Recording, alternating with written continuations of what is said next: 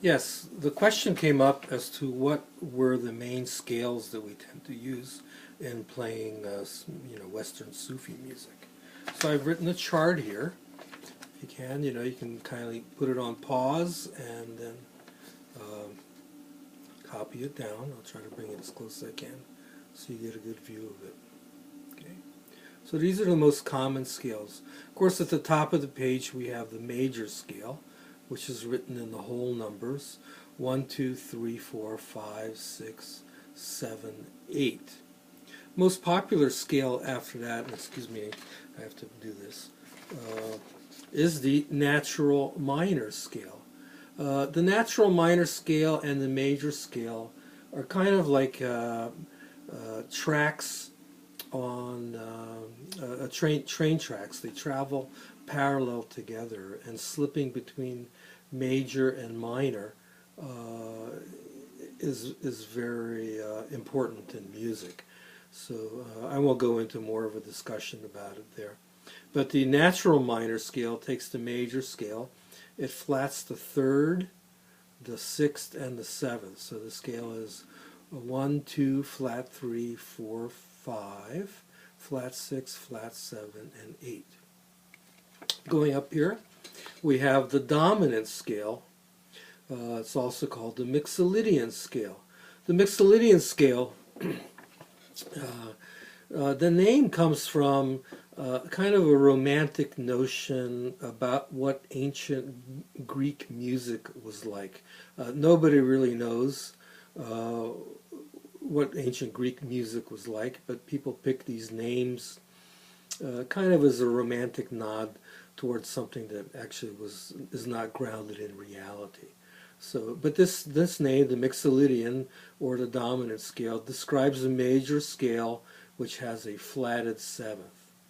So, for example, if you're playing G major scale, G, A, B, C, D, E, F sharp, and G, the Mixolydian scale would flat that seventh, so you'd go from F sharp to F, for example.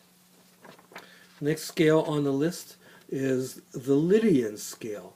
That has a sharp 4. It's different than major in that regard.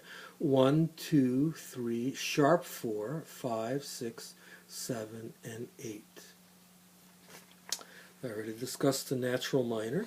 We have the Dorian minor. So that has a major 6 in it. Only the flat 3 and the flat 7 are different from a major scale. 1, 2, flat 3, 4, 5, 6, flat 7, and 8.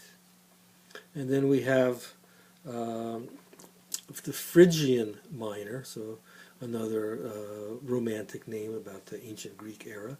It's also known as Spanish minor because it's very, very common in both Spanish classical music and in flamenco music. So its main feature is it has a flat 2. So the entire scale has 1, flat 2, flat 3, 4, 5, flat 6, flat 7, and 8. Then we have something called the melodic minor. There's a little bit of variation with this one. I'll explain it as it comes up in certain tunes. But essentially, it is a minor scale, except the seventh is left as part of the major scale. So it's 1, 2, flat 3, 4, 5, a flat 6, a 7, and an 8.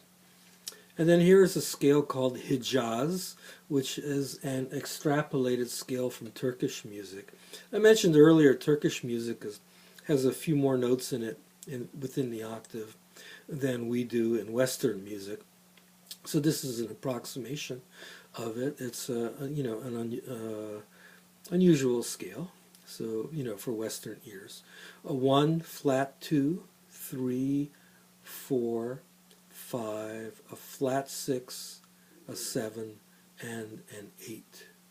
Okay.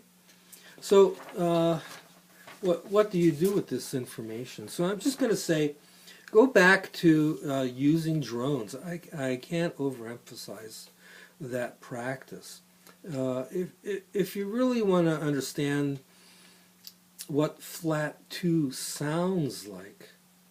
You know, it's really good to have that anchor of the 1 droning, and so then you can really feel the, you know, the tension or the coloring with the flat 2. It's, you know, 4, my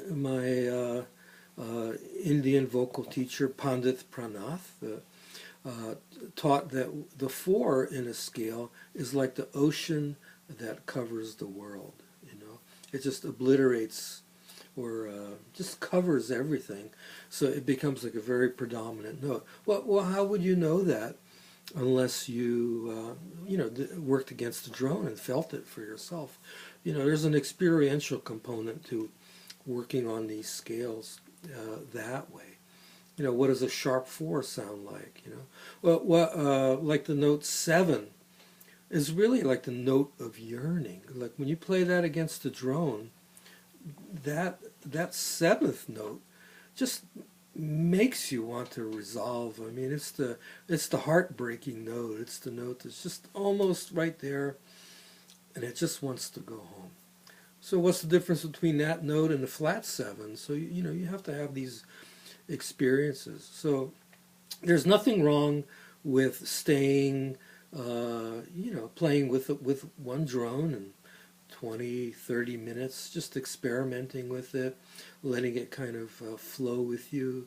You can use it as a meditation. You can chant, you know, chant something, you know, you know, with all those scales, and see what shows up for you. I cannot overemphasize the need to do drone work. It's very, very important. So, all right, thank you.